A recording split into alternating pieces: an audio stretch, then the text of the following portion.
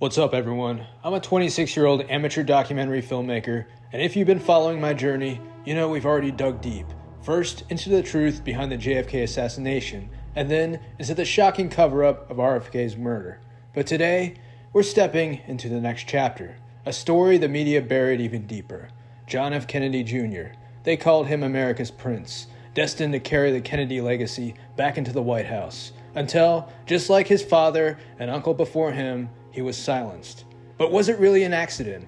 Or was it a final move in a long game of political chess, played by the same powerful elites who always feared the name Kennedy? Today we follow the trail they didn't want us to find. From the missing black boxes to secret letters to a plan that might have changed America forever. On July 16, 1999, John F. Kennedy Jr. took off from New Jersey in his Piper Saratoga aircraft, headed towards Martha's Vineyard. The weather was hazy, but not impassable. The flight was supposed to be simple, routine. The official story blames pilot error, saying John Jr. became sporadically disoriented and crashed into the Atlantic. Case closed, right?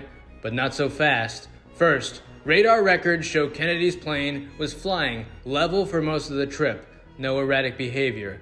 Not until the final seconds did it suddenly drop at a terrifying rate of over 5,000 feet per minute. And worse yet, key FAA radar tapes gone. Navy divers' search logs missing. Transcripts from the Coast Guard's original reports redacted. And there's even more. Multiple witnesses near Martha's Vineyard reported seeing and hearing explosions in the sky that night. Not one explosion, several. So ask yourself, if the crash was due to bad weather and pilot error, then why did the Navy quietly recover JFK Jr.'s plane records days before announcing it publicly? What were they trying to hide? This letter that you got from JFK, August 19th, July 19th, 99. Your father passed away when, right. In July? JFK Jr., that's exactly correct. He just, it must have been one of the last things he did. He was a great guy. He was a friend of mine. Dear Donald, I read over the weekend of your father's passing, and I just wanted to drop you a note. No matter where you are in life, losing a parent changes you. I know you had an active relationship, and I hope you'll get ample time to reflect. He sounds like a fascinating man from what I read in the Times. I like that he would go over his various work sites and pick up stray nails and return them. And clearly, he never lost his perspective. My condolences to you and your family. Sincerely, John Kennedy. This was a tragedy that he died because he had so much going. He was a fabulous guy. He was really, truly a handsome, wonderful, great, bright guy. Is that line correct? No matter where you are in life, losing a parent changes you. Oh, it's tough. It's tough. In the late 1990s, John F. Kennedy Jr. was everywhere. Politics, fashion, media, even Hollywood. He was the rare American who could sit at both tables, the Trump Tower boardroom and the White House Christmas party. He had friendships with both Donald Trump and Bill Clinton, but make no mistake, those relationships were very different. Trump and John were both social equals, both sons of wealthy fathers, both New York icons, both dated models, and in 1999, they were even political allies. John sent Trump a letter, published in Trump's book, The America We Deserve, expressing support for his run and offering guidance. The Clintons, on the other hand, were political friends on paper, but potential rivals in practice. By mid-1999, Hillary Rodham Clinton was preparing to run for the New York Senate seat, but rumors began to swirl. John F. Kennedy Jr. might challenge her. In every private poll, John crushed her. He didn't just threaten her campaign, he threatened the Clintons' potential future. And just weeks before his expected announcement, John's plane fell out of the sky. Continues. I want to express our family's support and offer our prayers and those of all Americans for John Kennedy Jr., his wife Carolyn, her sister Lauren, and to their fine families. I also want to thank the Coast Guard and all those who have worked so hard in this endeavor. For more than 40 years now, the Kennedy family has inspired Americans to public service, strengthened our faith in the future, and moved our nation forward. Through it all, they have suffered much and given more. In recent years, in particular, John Kennedy Jr. and Carolyn have captured our imagination and won our affection. I will always be grateful for their kindnesses to Hillary and Chelsea and me. At this difficult moment, we hope the families of these three fine young people will feel the strength of God, the love of their friends, and the prayers of their fellow citizens. For weeks, the media buzzed with rumors. John hadn't made it official, but everybody close to him, friends, staff, even political leaders, said he was leaning towards a run. The numbers weren't even close. In every private poll, John dominated. He was the people's candidate, heir to Camelot, and had less scandals than the Clintons, and even more popular than Hillary Clinton had ever been. If you were to have a son, would you encourage a political career for him? Yes, and I hope if I had a daughter, I might encourage her to play some part. I don't think this should be confined to men only, but I would definitely. I would hope he would grow up to be, if not a politician in the sense of devoting all of his time, I would hope that whatever he did do, that he would have some sense of responsibility for what went on. When you hear him talk about that, do you ever feel like your choice not to pursue a career in public service might have disappointed him?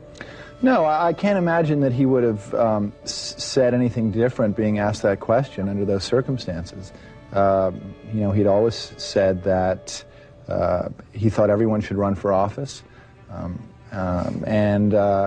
Listen, there's a lot of time in life to do all sorts of things. You know, the world was very different. Politics was a different profession back then.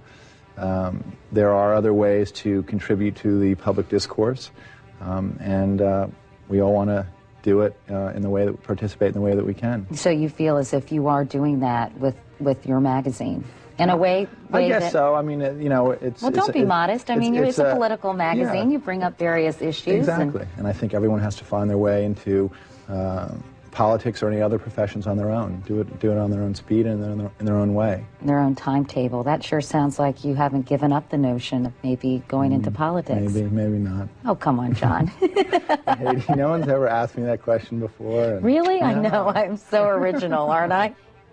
As you look back on your father's political career, what do you think his greatest legacy will continue to be?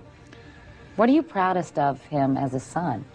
Well, I'm enormously proud of you know, a lot of things. I was in Mount Rushmore the other day, and they do a vote of popular presidents, and among 18 to 25-year-olds, he is the fourth most popular president. If John entered that race, Hillary Clinton's political career could end before it began. And for the Clintons, who had spent 2 terms consolidating power, planning dynasties, and selling influence, that was unacceptable. When John's plane went down, Bill Clinton told reporters he hadn't even been informed until 5 a.m. the next day. But why, if the Pentagon had taken control of the search just hours after the crash? Hillary declared her candidacy. John's seat was gone, and so was any chance the American people had of hearing his plans. Did John F. Kennedy Jr. have any political ambitions? Absolutely, and it took him a long time to get around to it, you know. I think one of the greatest lines he ever came up with was, you know, people keep telling me I can be a great man, I'd rather be a good one. He spent his whole life really trying to deserve a political life and experience what other people experience. So finally, sadly, at the very end of his life, he had made the decision. He had his marriage in order, you know, everything was fine. He was going to start a family, by the way. He'd even picked out a name for the first child that he would have. He wanted to call the child Flynn because it worked for both a boy and a girl. But he was going to run for the Senate. He's going to run for the New York Senate seat, being vacated by Daniel Patrick Moynihan. Hillary Clinton wanted that seat. It was the seat that was to launch her career, but she was very afraid that John would throw his hat in the ring at the last minute, and indeed that's exactly what he planned to do. And he told his best friend, you know, I've lived here all my life, New York. She's a carpetbagger. She's never spent any time here. So wait till Hillary gets here. She'll have her head handed to her. I mean, he was going to play hardball. That's interesting because I think the political landscape yeah, it would be different. Yeah, that's remarkable. I didn't realize that he actually had plans in motion to run for that Senate seat, and it's interesting because the Kennedys and Clintons were very close. We want to welcome you to the White House, particularly because this belongs to all of you and because it's so intimately connected with the best in American history. I was about the third or fourth person in, and he started here, and I sort of muscled my way up and made sure I got to shake hands with the president. He was quite generous. He went down the line and shook hands with a pretty good number of us who were there that day. It had a very profound impact on me. I think that, it's something that I carried with me always, and I was very fortunate that someone took a picture of it and gave it to me, so I was always able to remember it. And in the 1990s, when political correctness was beginning to take form and other political voices played it safe, George magazine didn't just entertain. It exposed, it warned, and it spoke truth to power, with the Kennedy name stamped on the cover. Certainly it helps and it draws attention, and what any new launch needs is that. But ultimately this magazine is going to stand or fall on whether or not it's a good magazine. The magazine aims for a hip look at politics without heavy partisan ideology. But beneath the glossy layout and designer spreads, John was playing a deeper game. Quietly, carefully, he began inserting stories that rattled cages. George dug into foreign assassinations, exposed internal connections, and even printed articles linking political violence to state actors. Privately, John began investigating the death of his father, and he was planning to publish findings in future editions. His magazine had become more than media. According to close friends and ex-agents, John believed that there had been a coup in 1963 and that the same forces were still in power. It was a weapon, a threat, and those being exposed, they noticed. He was getting a little bit too close, and George wasn't just a magazine, it was a message. He told friends he was preparing something big, something the public deserved to know. I got to know John Kennedy very well. John, fantastic. I think he would have been president. I think he was selling, he had a magazine named George, and he was going to be selling that. He wanted to get out. His mother wanted him to go into politics really strongly. He wanted to be an actor. And he loved the concept of being an actor. And he was a handsome guy, very handsome guy. And I think he probably would have been good at whatever he wanted to do. He was with Caroline. He just, I knew him before he got married, after he got married. They fought like cats and dogs, but they loved each other. And this was different than your relationship with your beautiful wife. But they fought, and then I'd say, this isn't going to work out. And then you see them hugging and kissing, right? So, they had a rather volatile relationship, as the expression goes. But it was fine. It worked. And then they got into that plan, and it was just a disaster. But he would have, he was getting ready to, I think he would have run for the Senate from New York or someplace, but probably New York, and wanted to do it. And he was all set for that. And his mother really wanted him to do that. And, had a great look, handsome, very handsome guy, at the top of the line, really. And I think he probably would have done well, and he would have done well. He probably would have been president. I think he would have been president. Yeah, I was waiting for him at his house in the Cape, for him and Carolyn, and it got later and later, and then I just started having a bad feeling, that night, and it was one of those things when that it's a bad news, and we were very, very close. One family that loomed over the Kennedy name and the American public for decades was the Bushes. And when you think of American royalty, two names dominate the story: Kennedy and Bush. But beneath the surface, their legacies are less aligned than the public was led to believe. JFK was assassinated in broad daylight, and at the time, George H.W. Bush, a rising oil man and intelligence insider, claimed he didn't remember where he was.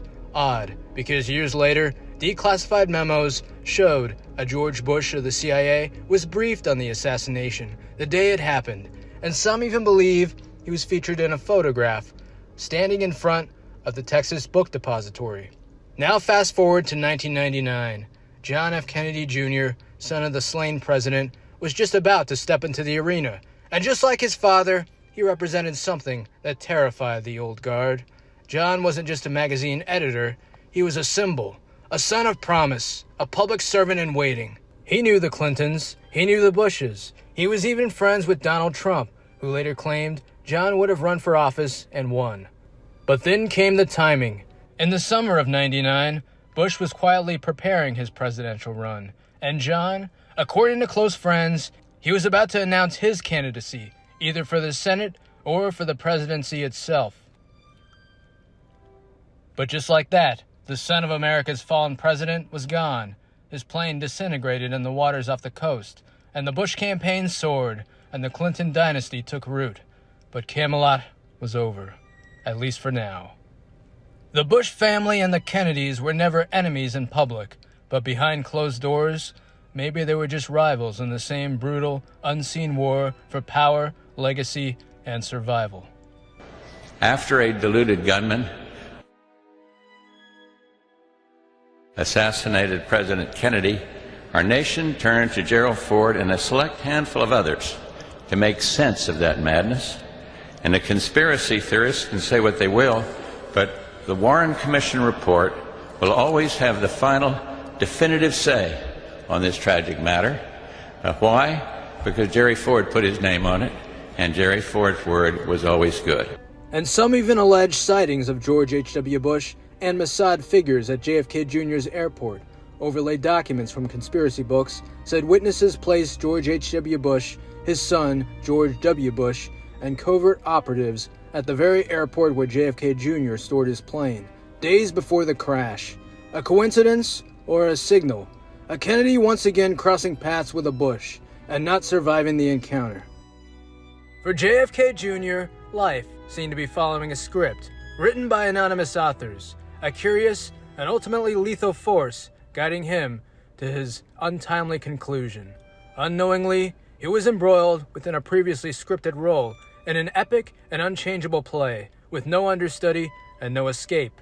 No matter what he tried, no matter what he said, no matter what he wanted, his purpose in life was predetermined. This force shaped his life and ensured that he would fulfill his destiny. He was, for the most part, an unwilling participant in a screenplay that had long ago decided his fate. John F. Kennedy Jr. was trapped in an unalterable story that hung over him his entire life. John was the first child born to a sitting president on November 25th, 1960. So now my wife and I prepare for a new administration and for a new baby. It was a new era, a new beginning for America, with high hopes and unfailing trust. America had christened the new Kennedy administration with the word Camelot, and John Jr. anointed as its first prince. Within the walls of this fairy tale castle, he would run and play, nary a care in the world, unknowing of the forces which would someday present him with the only choice he ever had, to return to this magical kingdom as its king, as President of the United States. And in the 1990s, the Kennedy legacy remained viable, its mystery, tragedy, and magic still resonating for many Americans. I hope that you will use your time in school to the best advantage, that you will work hard, that you will look forward to playing your role in the life of our country, to participating in the public interest, working for the public welfare, being, in other words, a good American citizen. Someday, perhaps, maybe in 1990, one of you will be sitting in this desk, speaking to the students of America, pointing out to them the proud role and heritage of the United States. Camelot's promise remained unfulfilled, and the most important goals of the Kennedy administration were cut short on November 22nd, 1963. For the next several decades, the mystery of John F. Kennedy's murder was stamped by sinister forces determined with unchecked power and cavalier viciousness that a Kennedy would never again occupy the White House. Nevertheless, in the minds of many Americans, JFK Jr. seemed destined to become president, and none of them were aware of the horror that would ultimately unfold. It is almost 12:29. Any minute now, the big reveal. The crowd is big, ready to go.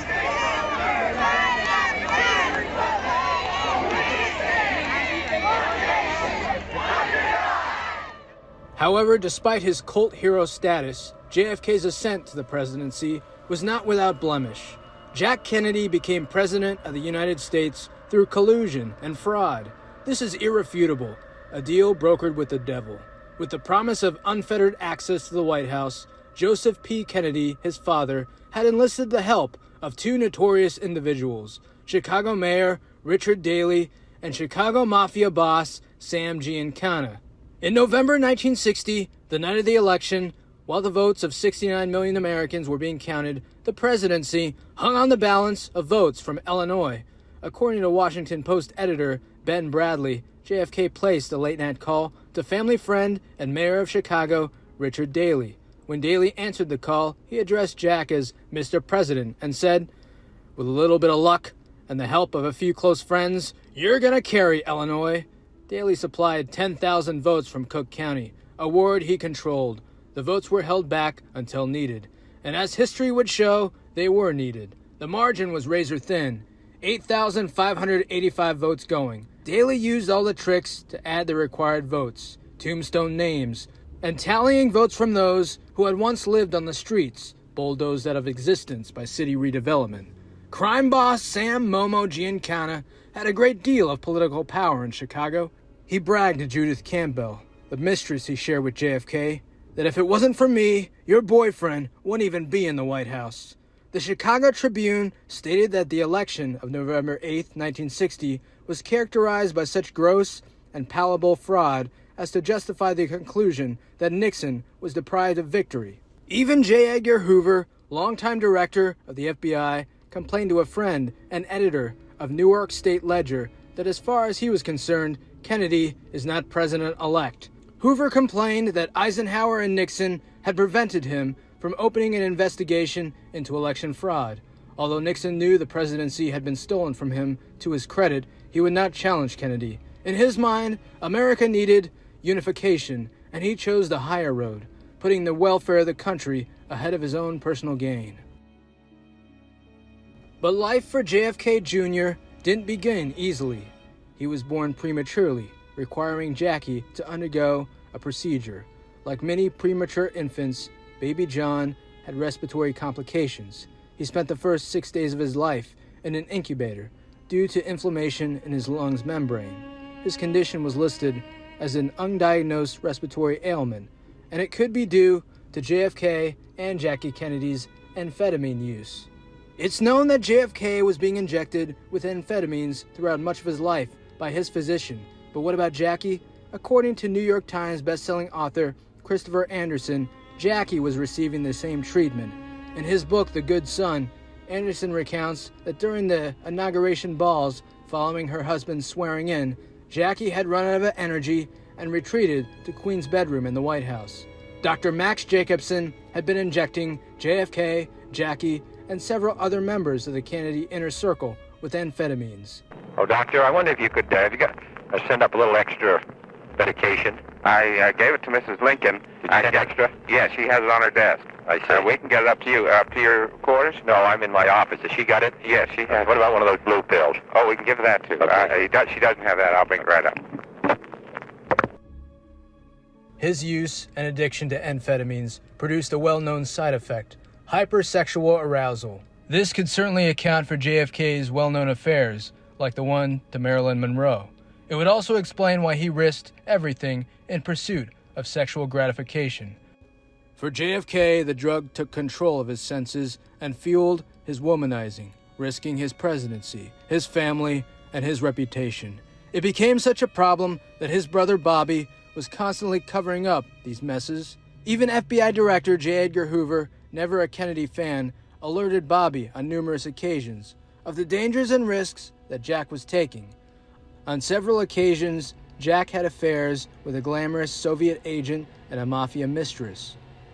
Although JFK's affairs were well known to Jackie and many other members of the press, it remained a taboo subject, not to be reported on. The image of Camelot was not to be tainted. 1 week after JFK's death, Jackie and Bobby Kennedy told a friend, William Walton, that they believed Dallas was the work of a high-level domestic plot. Later, Walton was given a letter written by Jackie and Bobby to be delivered to Georgy Bolshakov, a Soviet journalist who'd served as a back channel between the Kennedy administration and the Soviet government. This letter stated that they knew JFK had been killed by enemies within the U.S. government as part of a domestic conspiracy. Walton conveyed the Kennedy family's belief that JFK had not been the victim of a Soviet or Cuban plot, which LBJ had suggested to the Warren Commission before switching gears and directing them to rule that Oswald acted alone. In fact, the official verdict by the U.S. House of Representatives Select Committee on Assassinations in 1978 concluded that JFK was assassinated as a result of a conspiracy. Years later, the adult John Kennedy Jr. would secretly make inquiries into his father's death. What did we lose Dallas by? Do you remember in '60? Yes, sir. You lost over 60,000 votes. 60,000 votes. Hell, I got they're up there talking to me about about having that federal building down there and all the rest of that stuff. Yeah. I don't know why we do anything for Dallas. I'm telling you, they just murdered all of us. Yeah. But we're going to change that now. Our party's gone down. 80,000 pages of documents is a lot to sift through. Yeah. Can you just tell us who killed Kennedy? Well, I was given the task of releasing that because many presidents have gone through it and they haven't released. And I said, release. We even released Social Security numbers. I didn't want anything deleted. They said, sir, what about Social Security? People long gone, but they're long gone, so I can't imagine. But I said, if you don't delete it, if you do delete it, we have people are going to say, why did you delete it? There's something in there. So we gave Social Security, we gave everything. And the rest is for you to look at, Peter. You're going to see whether or not you see anything. But we've given it. We're doing it with Dr. Martin Luther King, too. They're preparing all of that. They're going to release everything. And whoever else they want. I mean, we have nothing. We really have nothing to hide. We shouldn't have. When a lot of time goes by. But with the Kennedy files, in particular, they were going crazy on them. I don't think there's anything that's earth-shattering, but you'll have to make that determination. In those, it's 80,000. It's actually 88,000, and we have some additional things, as you know, come out today. And for that, you can go to the offices and you can see whatever you want to see.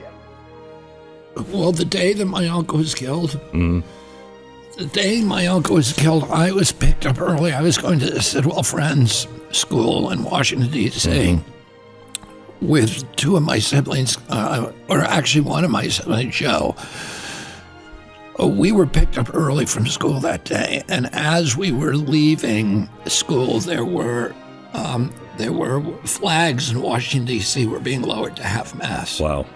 And I asked my mom, why are they doing that? And she said, a bad man killed Uncle Jack. And when I got home, my father was walking in the yard with John McCone, who was the head of the CIA. My uncle had fired Allen Dulles after the Bay of Pigs, after Dulles lied to him. He actually wanted my father to run the CIA because they thought the CIA was so out of control, and he believed only my father could straighten it out. My grandfather had intervened and said, you can't, the optics for the whole world will be terrible if a president's brother is running the secret police agency. It will be, there's too much temptation to collusion and, to politicize it. Right. And so they brought in John McCone, who was a Republican businessman, and he was a very pious Catholic. And they thought that he would straighten it out. But of course, in the CIA, nobody ever told him what was going on. And Dulles was still running it at that time from a distance.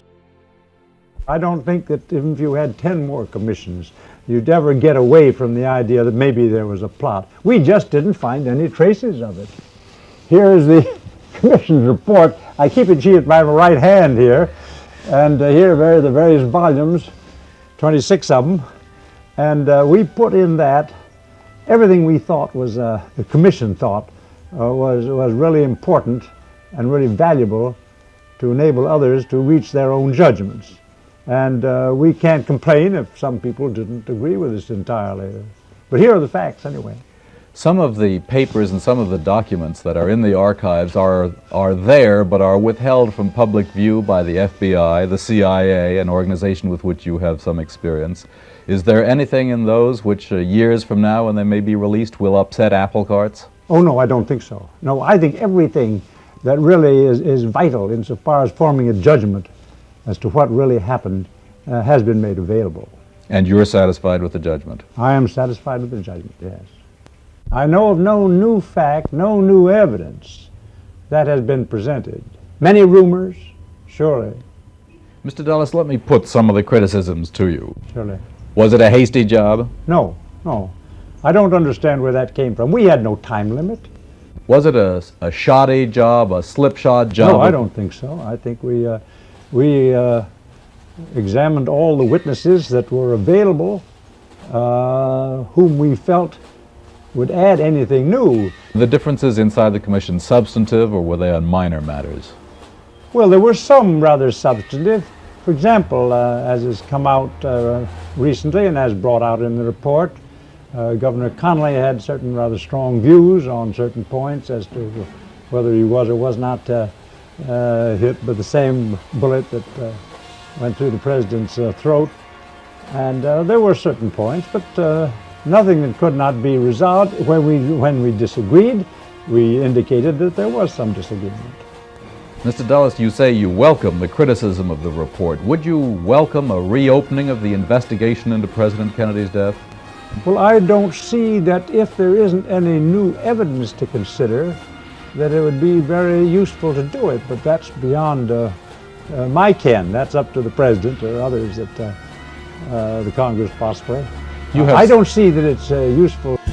And so anyway, my father, the CIA is only about maybe half a mile from my house. We lived in Langley. So we used to, when the CIA was being constructed, the headquarters, we would ride every day, go horseback riding. My father would wake us up at 6 every morning and take us horseback riding, 9 kids. Jeez. And we would go through the CIA property, so I watched it be built. And then when McComb was appointed, he would come to our house every day during the springtime and during the autumn to swim in our swimming pool after work. So he would leave work around 4 or 5, and he would come over and do laps, and our swimming pool was only a couple of minutes away. A lot of times he'd come to lunch at my house. My father was walking with him in the yard, and I didn't know what he said at that time, but it's been reported since that my father said, "Did your people do this?" My father made 3 calls that day. He made the first call he made after J. Edgar Hoover, who told him my uncle had been shot. He called the desk officer at the CIA, and he said the same question, "Did your people do this?" Then the next call he made was to Harry Ruiz, who was one of the Cuban he was one of the Cuban activists. He had fought alongside of Castro, then turned against Castro, and had been part of the Cubans, the militarized Cubans in this country who were part of the Bay of Pigs invasion. He didn't actually go in the Bay of Pigs, but he was part of it.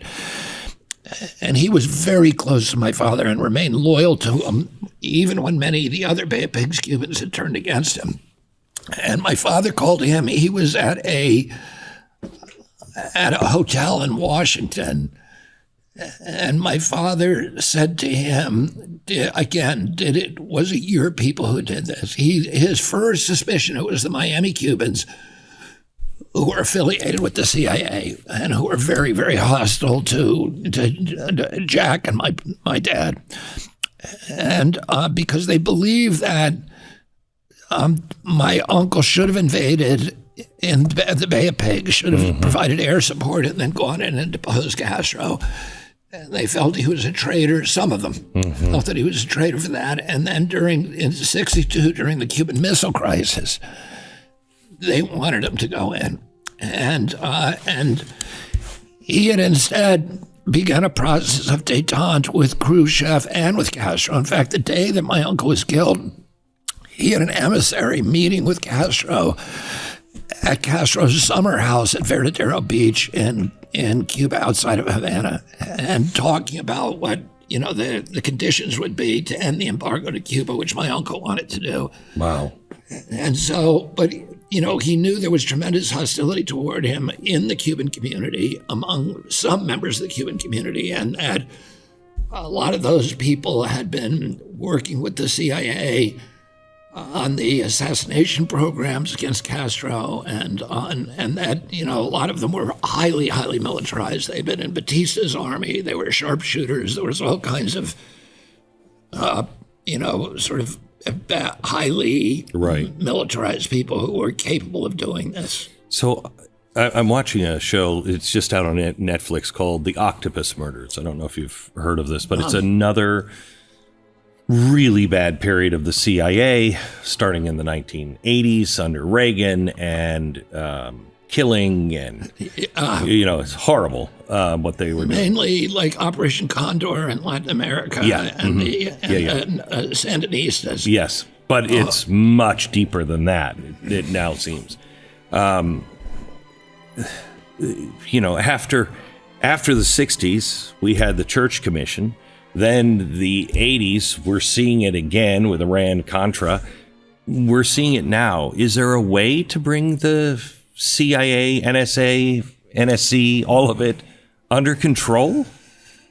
Yeah, I mean, you know, my uncle actually, you know, one of the documents that the CIA has been kept secret, you know, and there's a few thousand documents left, but in the most recent release last year, one of the documents that was released was a memo from Arthur Schlesinger to my uncle that summarized my uncle's plans for reorganizing the CIA, for how to, you know, end this kind of rogue, you know, operation. Right.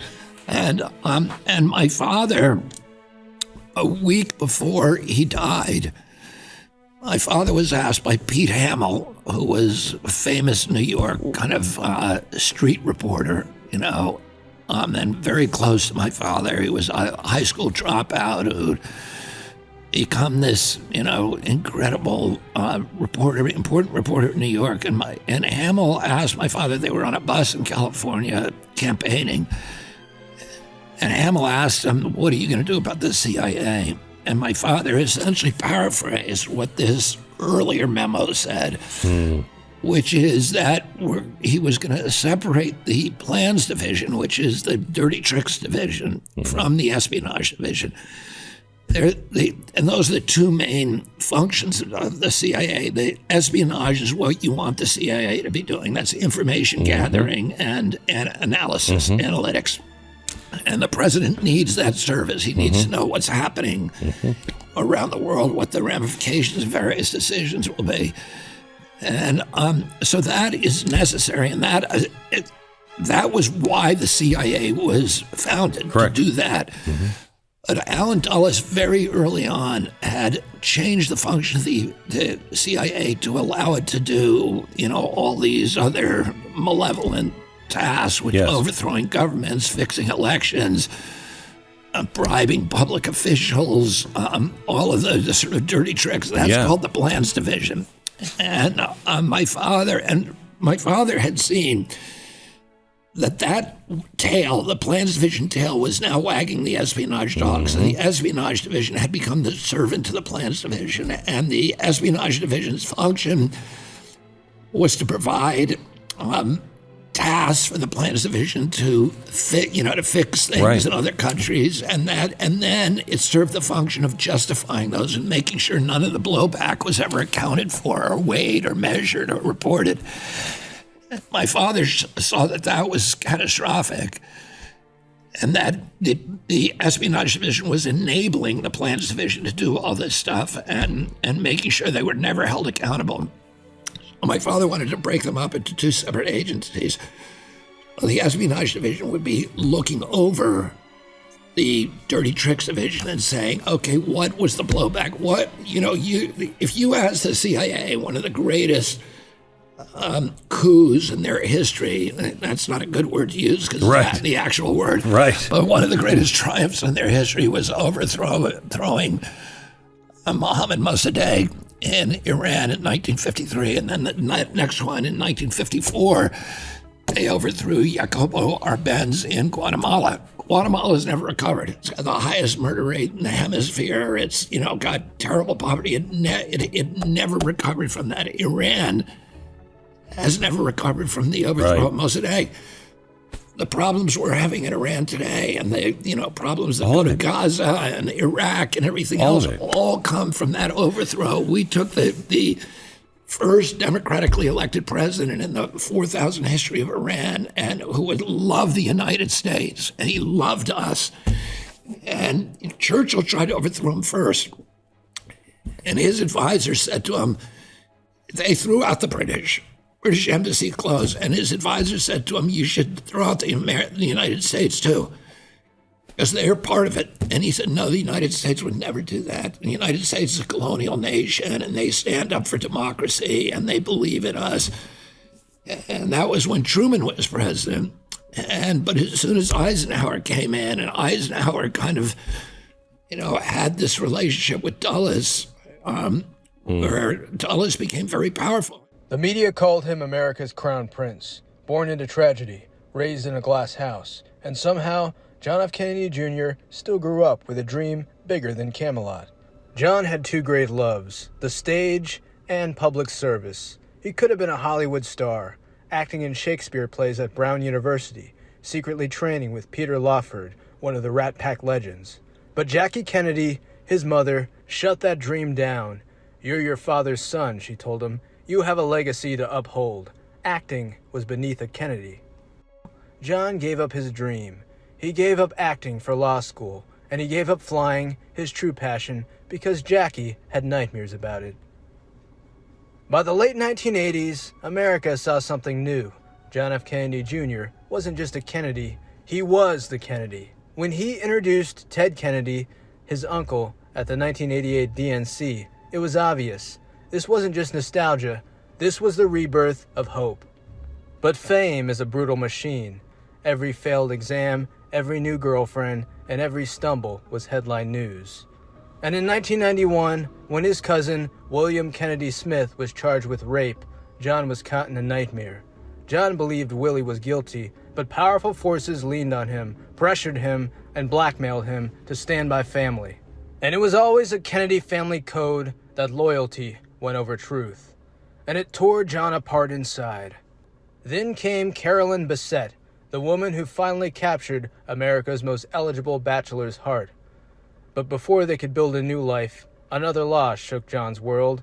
In May 1994, Jackie Kennedy Onassis passed away from cancer. John delivered the news himself, stoic, dignified, but shattered. She was surrounded by her friends and her family and her books, and the people and the things that she loved, and she did it in her own way and on her own terms, and we all feel lucky for that. And now she's in God's hands. There's been an enormous outpouring of good wishes from everyone, both in New York and beyond, and I speak for all of our family, and we say we're extremely grateful. Everyone's been very generous, and I hope now that we can just have these next couple of days in relative peace, and thank you all very much. But peace and privacy are luxuries that always eluded Jackie Kennedy Onassis, and there was none today. Certainly not as a coffin arrived at her apartment for a private viewing of her remains. Following the coffin, a steady stream of Kennedy relatives and intimates. John Jr., Carolyn Kennedy Schlossberg, brother-in-law Ted Kennedy, accompanied by his wife, and Jackie's longtime companion, Maurice Templesman. A private gathering for a private woman. It took almost a day for the family to announce plans for her funeral. Her Mass will be held at St. Ignatius Loyola Catholic Church on the Upper East Side, a regular parish church. After Jackie's death, John finally broke free. He wasn't going to live in his father's dream, he was going to reshape it.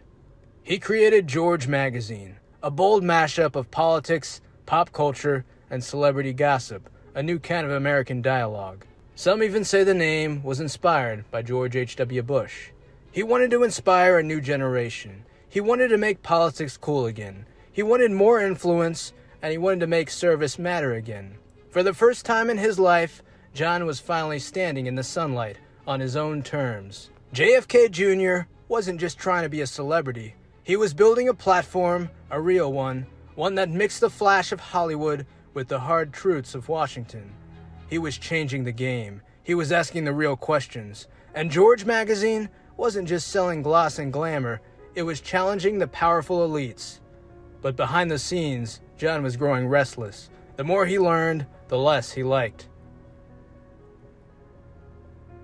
And declassified files reveal that JFK Jr. wasn't just playing journalist, he was making enemies. Yes, JFK Jr. called President Joe Biden a traitor in a private letter in the late 1990s. And he wasn't done.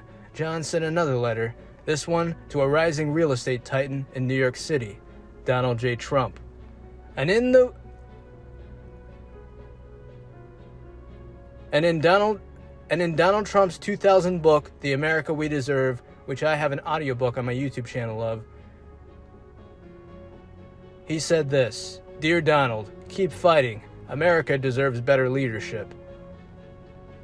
So at a time when politics was becoming darker and dirtier, JFK Jr. was waking up to the real world. He was planning to expose corruption, questioning the deep state. He was building influence that couldn't be controlled. And in 1999, just as John was preparing for an even bigger move, maybe even a Senate run against Hillary Rodham Clinton, he died in a suspicious plane crash off the coast of Martha's Vineyard. So what was John F. Kennedy Jr. about to reveal, and who wanted him silenced forever? In the days before his crash, John warned close friends that he was onto something big, that George magazine's next series would be a bombshell. He even penned letters criticizing Joe Biden and praising Donald Trump. He was preparing to expose names tied to the globalist structure built after his father's death. And just days before announcing his Senate run, he was gone. I think she's going to win. I think it's going to be wonderful for New York. He was preparing to expose names tied to the globalist structure built after his father's death. And just days before announcing his Senate run, he was gone. Here's the theory. JFK Jr.'s death wasn't an accident. He was lured into flying late, in a no-lights, stormy flight path, without proper air traffic control warnings, and according to leaked radar data, multiple unknown aircraft were reported in the same airspace that night. And conveniently, this crash removed the last Kennedy with a real shot at reclaiming the White House. America had lost a son, and maybe lost his second chance at Camelot.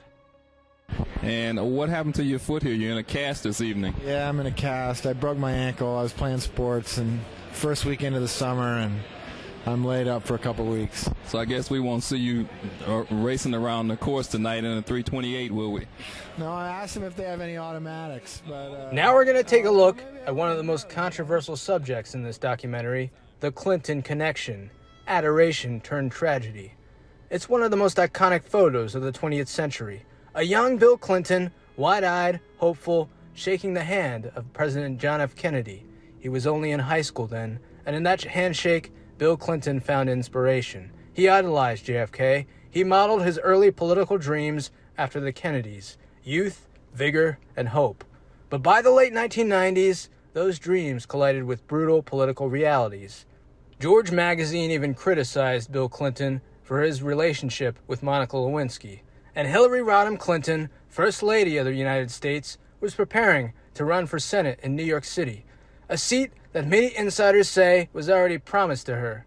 And standing in her way, JFK Jr., the man who could have easily swept the state and the nation on the magic of his family name alone. So was Bill Clinton involved in a plot against JFK Jr.? It's not that simple. Friends say Bill Clinton truly admired the Kennedys. In his heart, he didn't want to harm them. But in 1999, Bill Clinton was deeply entangled in a second-term scandal storm, under siege from globalist donors and the politically concerned. He was politically cornered. In the shadow world of political politics, in the shadow world of power politics, loyalty sometimes comes second to survival. Remember, it wasn't just the Clintons playing the game. After JFK's death, the same forces, rogue intelligence, mob financiers, corrupt power brokers, they stayed alive. James Files said it best, although some say he's lying. The machine kept running, we just changed the drivers. Facing re-election, impeachment threats, and a deep state system that had crushed others before him, Bill Clinton may have been forced to look the other way, or worse, forced to allow something tragic to happen. In July 1999, just days before John's scheduled announcement for Senate, his plane vanished. The timing, too perfect. The investigation, rushed. The evidence, buried. And with John gone, Hillary Clinton's path to the Senate was wide open. And according to new research, shadow groups like MJ-12 or Operation 40 were born from the darkest Cold War secrets and still operated through the Clinton and Bush administrations in the 1990s. They controlled black budgets. They funded advanced weapons with drug money from secret CIA operations at places like Mena, Arkansas. And JFK Jr., his rise could have exposed it all.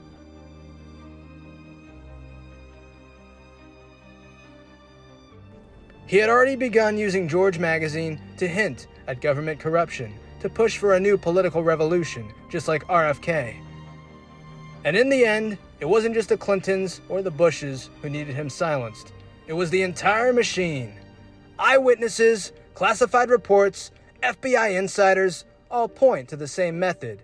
A C-4 bomb detonated by a pressure switch at cruising altitude. In other words, the altitude triggered the explosion, engineered to look like an accident. And after the explosion, the Pentagon seized control of the crash scene within hours. The Coast Guard was sidelined, the FAA was muzzled, even the media was ordered to silence.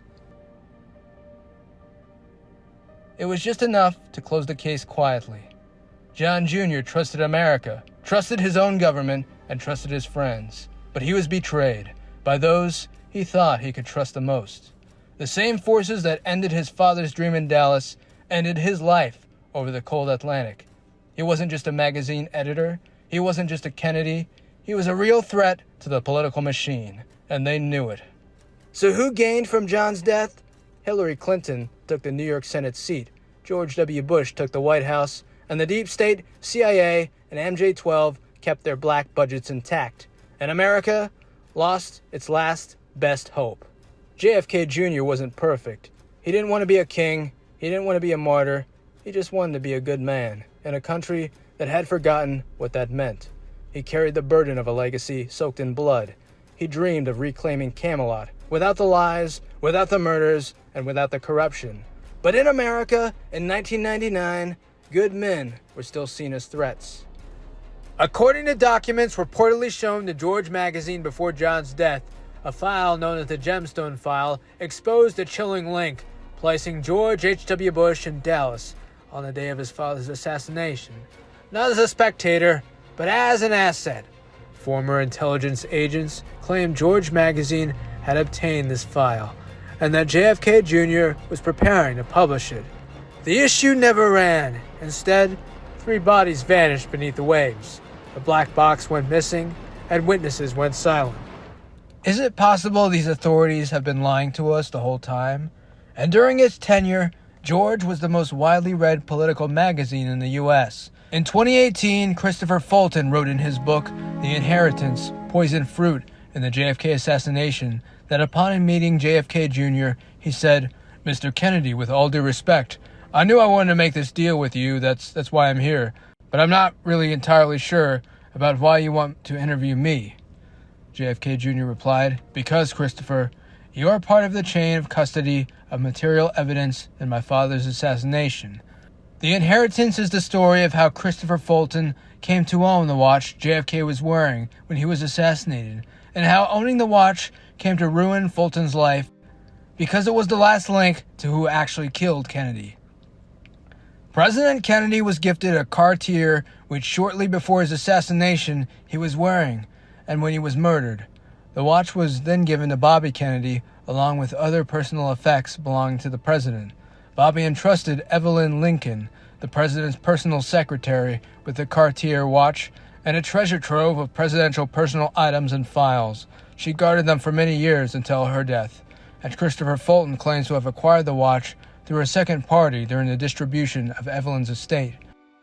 The nefarious forces who were involved in the president's killing were aware of this exchange, and Mr. Fulton claims his life was turned upside down by criminal events brought against him related to his possession of the watch. The Cartier watch could very well be the last solid evidence that could destroy the credibility of the Warren Commission forever.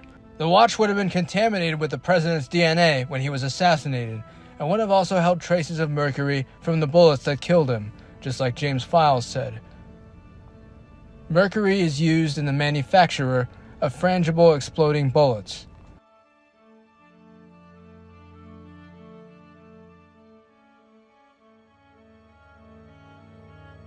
Had the watch been properly analyzed, it might have created embarrassing and criminal inquiries into the president's murder. The fiction of Oswald being characterized as a lone-known assassin would be forever dispelled, and the official story of JFK's assassination and who was responsible would finally be recognized as a plethora of lies.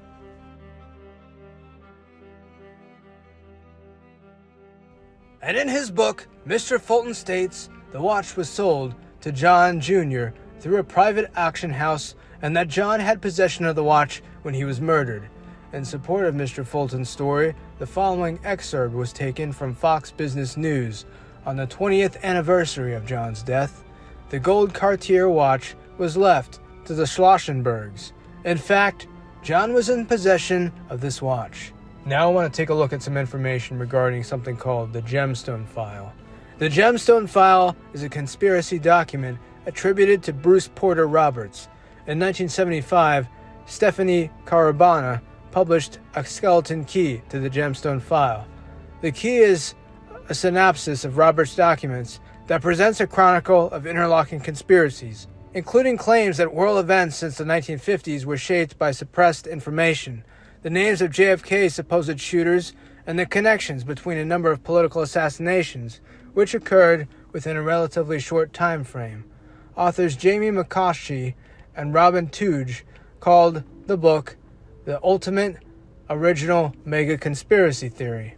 Hollywood actor, political insider, and possible contract agent Bruce Roberts authored the Gemstone Files along with his author over many years. The original manuscripts totaled more than 1,000 pages of dark side American history. The final draft was then divided into many segments and distributed to various trusted individuals throughout the U.S. Originally distributed by hand and mail in photocopy form, the Gemstone File has appeared in slightly revised form in Hustler magazine and on the internet. Roberts, known only as Stephanie Carabana, and conspiracy theorist Mae Brussel purportedly began gathering information in the file when Howard Hughes stole his invention for processing synthetic rubies, hence the title Gemstone. Gerald Carroll, author of Project Seek, Onassis, Kennedy, and the Gemstone Thesis, states that Robert was born in New York on October 27, 1919, and died of lung cancer in San Francisco on July 16, 1976. According to Stephanie, author of Skeleton Key and Memoirs, which contains 250 pages of actual Gemstone files, both Roberts and his father were murdered for authoring the volumes. Between 1976 and 2006, 6 books have been written based on the Skeleton Key. The file was extremely damning towards George H.W. Bush, who in 1963 was the official head of the CIA in Dallas, the obvious indictment of the FBI and Dallas PD, and their subsequent squelching of information as outlined in the file made Ott physically ill. There was no person in federal law enforcement he could trust with this info, assuming it was even legitimate. He thought the file might be fiction, and every aspect of it, his reasoning, intent, learning, instinct, and research supported that conclusion. But he wondered why his client even had such a file, and why, if he died suspiciously, he would want the file sent to Beverly Hills and to Hank Greenspan of the Las Vegas Sun newspaper. Ott realized the conundrum facing him. If true, this document would shake the foundations of American government. He was inclined to shed its contents, but couldn't bring himself to do so. Instead, he kept the file hidden until a chance meeting with an editor from George magazine. During the summer of 1998, Ott was involved in actively protesting the expansion of Circle 4 Farms, gigantic hog farm factory, into Iron County. His grassroots citizens organization, Citizens for Responsible and Substantial Agriculture, had received a bit of notoriety, with several AP Wire stories circulating their story nationally. One such story caught the eye of George magazine. The editor and staff contacted Ott and scheduled an appointment to meet and review his story. Tell me, does John accept the official Warren Commission account of the assassination, or does he think there is more to it? At this later date, does it even matter? The editor nodded and said, of course he doesn't accept the Warren Commission, but there is not a lot he or anyone else can do about it. I guarantee you, it does indeed matter, at least to him. It is one of his major goals in life to find out the truth, Ott replied. Has he ever heard of something called the Gemstone Files? With that, the air became electrified. The editor laid down his salad fork and said, what do you know about the gemstone? Ott answered, oh, it just might be that I have a copy of file number 5. Does that interest you? He almost screamed. You can't be serious! Are you serious? Don't kid around with something like that with me. Where did you fucking get it? The dinner was immediately over. Even though their steaks were just coming from the kitchen, they had them placed in the containers to take out. The editor had to see the infamous gemstone file immediately. He couldn't wait until the meal was finished. It was late on Saturday night in Cedar City, Utah. Ott handed him the file and he refused to compensate him for it. Ott refused, asking only one thing in return. If the information proved out to be genuine, he wanted to know. He wanted justice to be served, and the guilty parties prosecuted. Ott was awakened the next morning at 5 a.m. John's editor explained that he had been up all night reading the file. He had called John directly and was instructed to fly it back immediately for John. John again offered to compensate Ott up to $10,000 for the information. He said it was that good. Ott politely refused and gently reminded him of his earlier request.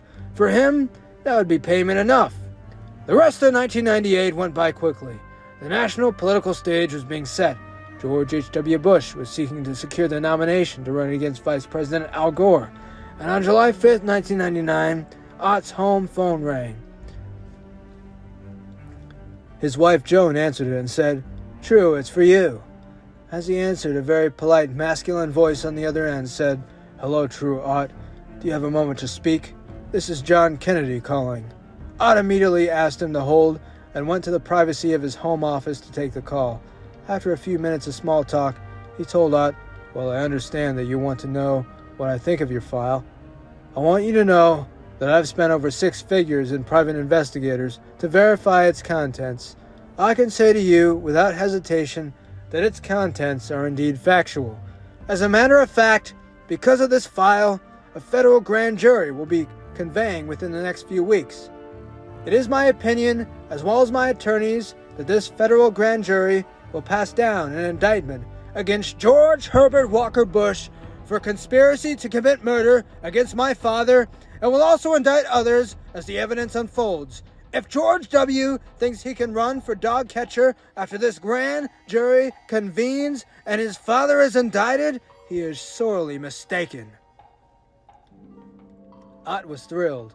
He had deeply saddened by John's disclosures. He asked John how he felt about making this information public. Did he understand that it would shake American politics, especially the Republican Party, to its very foundation? John Jr. replied, Yes, I do realize the gravity of the story and my accusations, but the guilty must be brought to justice. Ott pressed, But Mr. Kennedy, how do you feel? The phone went silent for a minute or two. Then John replied, I feel like a mighty weight has been lifted from my shoulders. For the first time in my life, I feel empowered. I feel my father's spirit beside me on this. And finally, I can exorcise a few demons from my own life. He was emotional and very close to tears. Ott was as well. He would forever be a part of American history. He had helped a brother's search for truth. He warned John to be careful, suggesting that such actions suggesting that such actions were potentially very dangerous. John agreed and said that he was taking every precaution.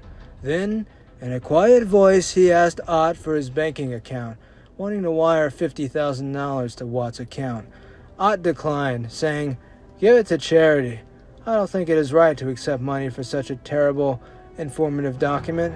I am totally satisfied knowing the file went to the right person that needed it the very most. Above all, John, please be careful." John thanked Ott profusely and said that he wished there were more people in America like true Ott. He said that someday he would somehow return the favor. Ott liked that. It was good to have a friend such as John F. Kennedy Jr. But a little over 2 weeks later, on July 16, 1999, John Kennedy Jr., along with his wife and her sister, were killed in a plane crash en route to Hyannis Port for a family wedding. Ott's new friend was gone, and the guilty involved in both murders have still not been punished. There is no doubt whatsoever why John was killed. It was not an accident. Ott was informed that the original gemstone file was lost with John's plane. Wisely, Ott had sent a copy of the file to his attorney in Washington, D.C., fearing for himself and for his family. He has not made the file available to anyone since that time. Columnist Jack Anderson saw the file several years ago and has declined to discuss it with anyone. "Best to let sleeping dogs lie," he said. "The sobering truth is that the criminal cartel running the United States is simply too big and too powerful for the common man to fight." George H.W. Bush is on record stating he couldn't remember where he was when JFK was assassinated. Apparently he and E. Howard Hunt were the only two people on the planet over the age of 5 who didn't know where they were on 12/30, on July 22nd, on November 22nd, 1963. And CIA documents prove that George H.W. Bush was in Houston shortly after JFK was assassinated. Specifically, he was at Zapta Oil, the company he worked for. And there is no reference to George H.W. Bush in any official capacity. He was just a private citizen who had heard some gossip about a potential assassin named Mr. George Parrott, Mr. James Parrott. Interesting, the actual assassin was Mr. James Files. It turns out that Mr. Parrott was nothing more than an individual who painted campaign signs for the local Republican headquarters. Assassination was not even in this man's realm of consciousness. George H.W. Bush needed to go on record regarding his whereabouts the morning of the Kennedy killing. Parrott was the perfect stooge, local Republican headquarters the perfect stage. Bush could control everything. Although Bush claimed he couldn't remember where he was, researchers have been able to locate his whereabouts. Additional evidence of George H.W. Bush being in Dallas, and more importantly, proof of his intelligence background with the CIA, was disclosed 1 week after the JFK assassination pursuant to a document released by J. Edgar Hoover. This document surfaced in 1988 when George H.W. Bush was running for president. He was asked to comment since it implicated he had an intelligence background with the CIA. The 41st president said, "It must be another George H.W. Bush in the CIA." Although difficult to read, the last paragraph on the preceding memorandum from J. Edgar Hoover says, "The substance of the foregoing information was orally furnished to Mr. George Bush of the Central Intelligence Agency and the Captain William Edwards of the Defense Intelligence Agency on November 23, 1963, by Mr. V.T. Forsyth of this Bureau." On November 21, 1963, on the front page of the Houston Chronicle, below a picture of JFK and Lyndon Johnson, is an article headlined, "First Family Jets Towards Houston." The article quotes George H.W. Bush as saying that he hoped people of Houston, including Republicans, would offer the Kennedys and their party a warm and cordial welcome benefiting his high office. Bush said he hopes there will be no picketing or demonstrating against the president. "I would strongly condemn this," he said. "It would be a disgrace to the president and with the high office he holds. There may be some nuts around who might do something, but they won't be Republicans." The day after the assassination, Houston Police Chief Buddy McGill admitted, "I was scared to death something like this might happen here. I never really stopped shaking the whole time he was here." And there's no video footage of you that day. Is there still? As far as I know, there is. And there is? What people have claimed and said and told and talked about. Me, I always don't know, but the FBI knew about me, I thought, knew about me from a few days afterwards, but they knew about me from day one. David Atlee Phillips met with Oswald 2 months before the assassination. Phillips was the CIA's chief of Western Hemisphere operations. There's one question that's not been answered. Did President Kennedy and did Bobby Kennedy know that there were assassination plans against Fidel Castro? It's an unanswered question. The most important topic on earth, peace. What kind of a peace do I mean, and what kind of a peace do we seek? Not a Pax Americana, enforced on the world by American weapons of war. Not the peace of the grave or the security of the slave.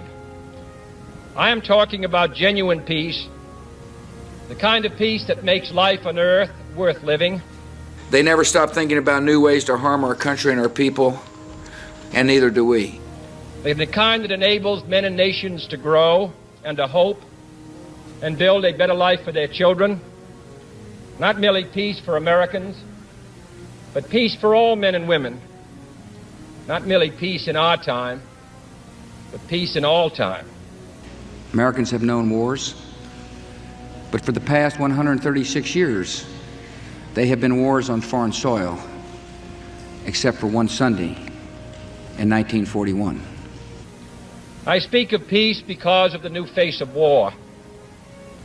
Total war makes no sense in an age where great powers can maintain large and relatively invulnerable nuclear forces and refuse to surrender without resort to those forces. It makes no sense in an age where a single nuclear weapon contains almost 10 times the explosive force delivered by all the Allied air forces in the Second World War.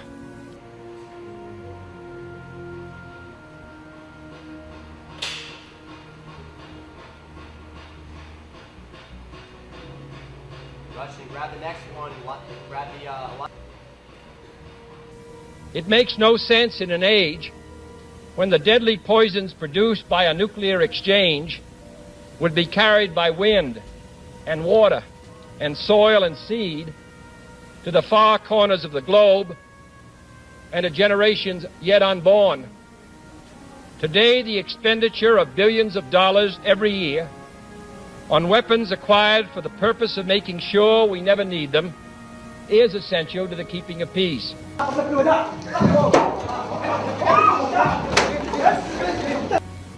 But surely the acquisition of such idle stockpiles, which can only destroy and never create, is not the only, much less the most efficient, means of assuring peace.